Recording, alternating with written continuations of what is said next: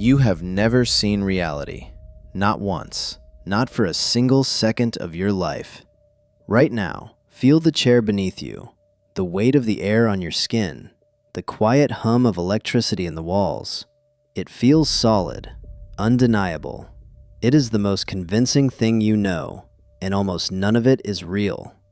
We speak of dreams and illusions as if they are deviations, brief holidays from the real. We wake in a cold sweat and feel relief. It was only a dream. But we never stop to ask the truly terrifying question, what if this is a dream too? What if the reality you take for granted is simply the one you haven't woken up from yet? Today, we are going to descend, layer by layer, through the world you think you know. What you are about to hear may feel like it is dismantling your understanding of everything, because in a way, it is. Reality is not what you think it is. It is a story your own mind is telling you, a story so convincing you've mistaken it for the truth. This is where you spend almost every second of your existence. We can call it ordinary life. The world of your morning routine, the phone in your hand, the faces of strangers passing on the street.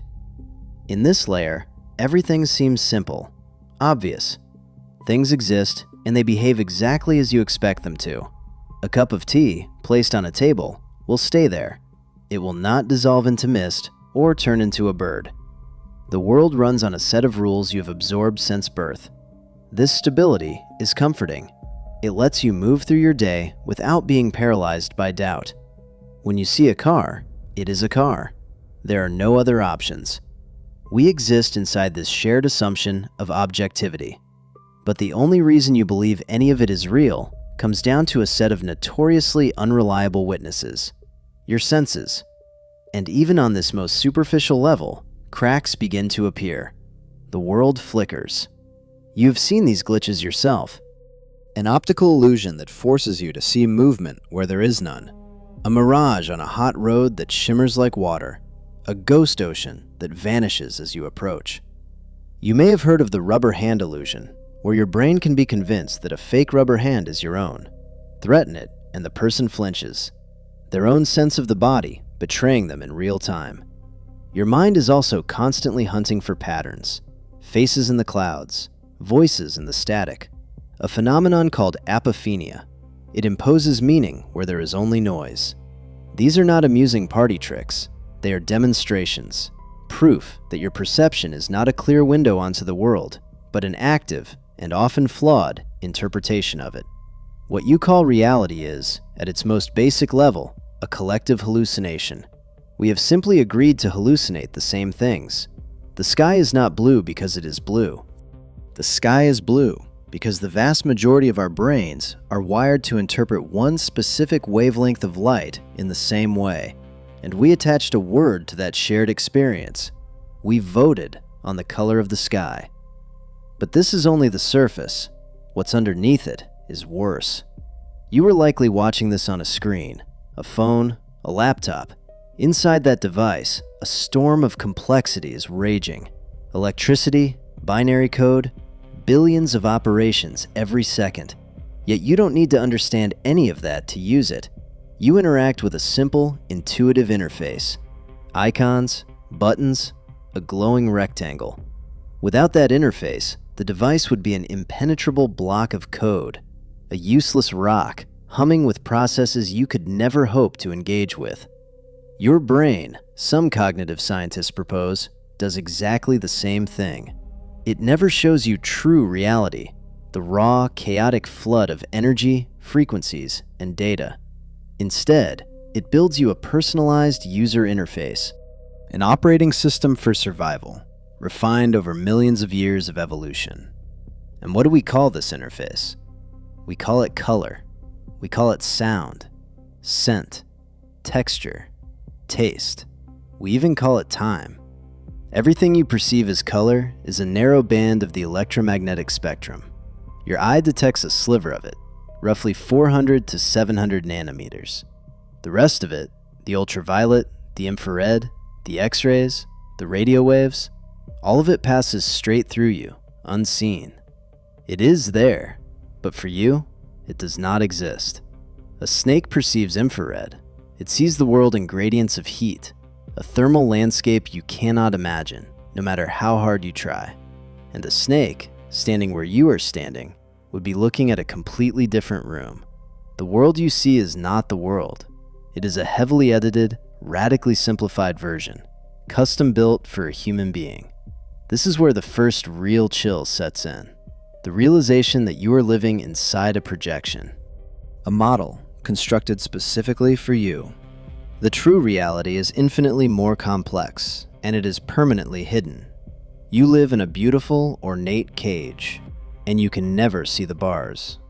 On the next level down, reality stops being physical at all. It becomes a story we all agree to believe, a world of fictions and shared meanings that has more power over your life than any physical law. Consider money. Physically, it is a piece of printed paper, or, more likely today, a string of numbers on a server. It has no intrinsic value whatsoever. But the moment billions of people agree that it does, this fiction becomes the most powerful force on the planet. That shared belief dictates where you live, what you eat, the quality of your healthcare, how long you will stay alive.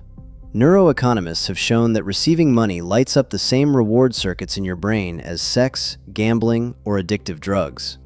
A phantom value, a pure abstraction, triggers a real, chemical pleasure in your biology.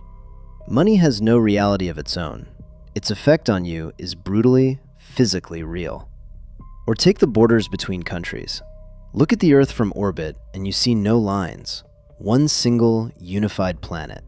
Down here, those invisible lines are enforced with walls, checkpoints, and weapons. They decide whether you live in safety or in fear. Even our deepest sense of right and wrong is largely a cultural construct. In one society, an act is a sacred ritual. In another, the same act is a crime punishable by death.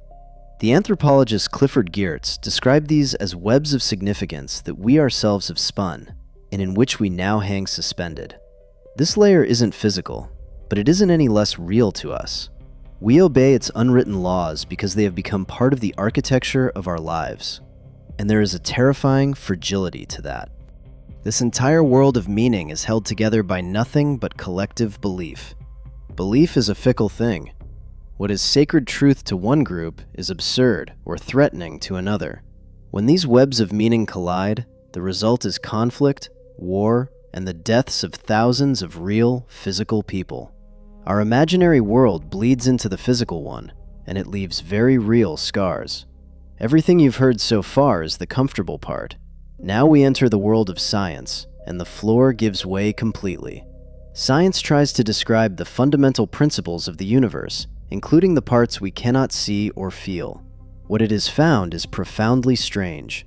Look at your hand, or the phone you're holding. It feels solid, dense, but this solidity is an illusion.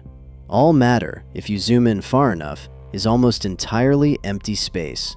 An atom is not a tiny solid ball. It is a cloud of probability around an impossibly small nucleus. Scale an atom up to the size of a sports stadium, and its nucleus would be no bigger than a single grain of rice, sitting at the center of the field. The electrons would be motes of dust, drifting somewhere in the highest rows of the bleachers. Everything in between, all of it, is nothing. A void. The solidity you feel is just electromagnetic repulsion between atoms. Your hand doesn't pass through the table because the atoms of your hand and the atoms of the table are pushing each other away. You have never actually touched anything in your life. You are feeling the ghost of a force, not the impact of substance. Then there is time. In your daily experience, it flows smoothly forward, a river carrying you from past to present to future. Einstein's theory of relativity shattered that. Time is not fixed. It stretches, shrinks, and warps under the influence of gravity and speed. Hover near the event horizon of a black hole, and time for you would proceed completely normally. But to an outside observer, you would appear frozen, almost eternally suspended. A single second of your experience could be thousands of years for the rest of the universe. And if relativity breaks our intuitive sense of time, quantum mechanics demolishes our idea of a solid world entirely. At the subatomic level, particles do not behave by the rules of our world. They exist not in definite places, but as waves of probability. A particle is everywhere and nowhere at once, a smear of potential. Only in the moment of interaction with another particle, with a measuring device, does that wave collapse into a single, definite state. It is as if reality itself remains unformed until something engages with it. It gets stranger. Two particles can become entangled, linked. Measure one, and the state of the other is instantly correlated with it, no matter how far apart they are, even on opposite sides of the galaxy. And here's the part people get wrong. Nothing travels between them. No signal, no message. Nothing crosses that distance. And yet they behave as one single system, stretched across the void. On this level, reality dissolves into a paradoxical structure of equations and probabilities. Our common sense, our logic, our very idea of cause and effect, none of it applies here. The quantum world shows us that the universe rests on a foundation of strangeness and uncertainty, one that ripples upward to define everything you see, even though you will never once notice its rules. If reality keeps unraveling like this, you might as well keep watching it fall apart with us. Subscribe. And this is where science stops being able to help you. Here, we reach the edge of the map. This is where science and philosophy fall silent and give way to something older and considerably stranger. This may sound like mysticism.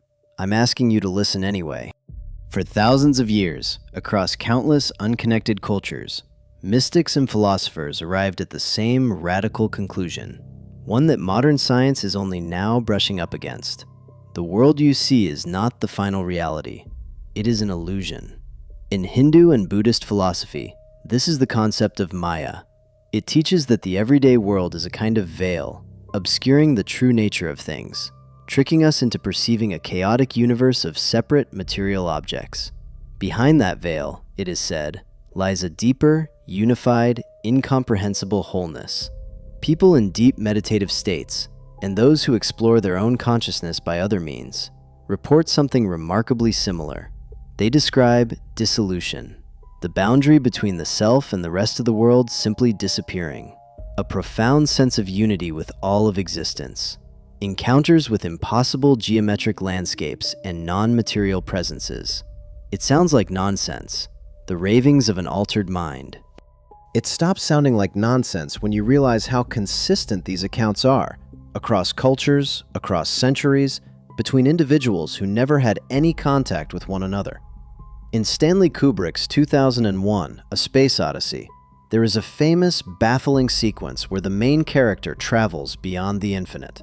For years, audiences read it as a psychedelic light show, but Kubrick, an obsessive student of human consciousness, was depicting something neuroscientists are only now beginning to map. Under certain conditions, the brain's default mode network, the system responsible for your stable, observing sense of self, the part you call I, can temporarily go quiet. The standard filters shut down. The brain breaks out of its default settings and begins generating these profound, alien modes of perception. And that raises the most unsettling question of all. If your brain is capable of constructing radically different, yet internally coherent realities, can you ever fully trust the one you happen to be standing in right now? Your everyday reality is, as we've established, an agreement. An agreement that the sky is blue and solid things are solid. If all of us lived permanently inside one of those altered states, then that would be our objective reality.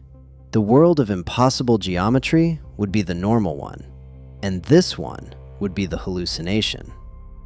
In 1984, George Orwell gave his torturer a chilling line. Reality exists only inside the human mind, and nowhere else. Orwell meant it as a warning, a description of how power rewrites the truth. But strip away the politics, and the idea refuses to go away. This final layer doesn't just unsettle, it poses the central question of our existence. If these alternative states of consciousness are experienced by many as being more real than everyday life, then which reality can we confidently call the true one? At this point, all our models, all our beliefs, all our theories crumble. Philosophy reaches its limit. Science admits its ignorance. Because whatever ultimate reality is, it lies beyond our concepts, beyond our language. The Tao Te Ching opens with a line that has survived 2,500 years. The Tao that can be spoken is not the eternal Tao. The moment you try to name ultimate reality, you have already lost it. Perhaps that is the final truth. Reality is not a problem to be solved or a riddle to be unraveled. It is the medium in which riddles, questions, and answers arise at all. It is not something you can study from the outside. Because it is the thing that you are in every single moment. That may not be a comforting answer, but it leaves us somewhere better than comfort, in a state of profound, unsettling wonder. And maybe that is enough.